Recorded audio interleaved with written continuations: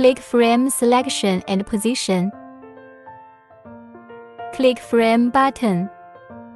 You can see the specific data of existing embroidery frames. Click the blank area. You can set the embroidery frame size you need. Set up length and width.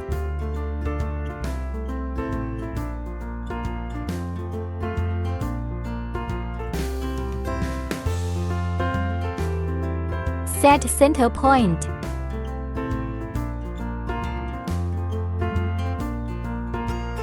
Click this button.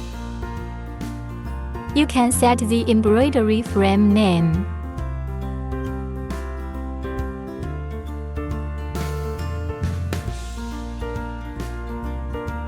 You can also click Auto Find Origin Point.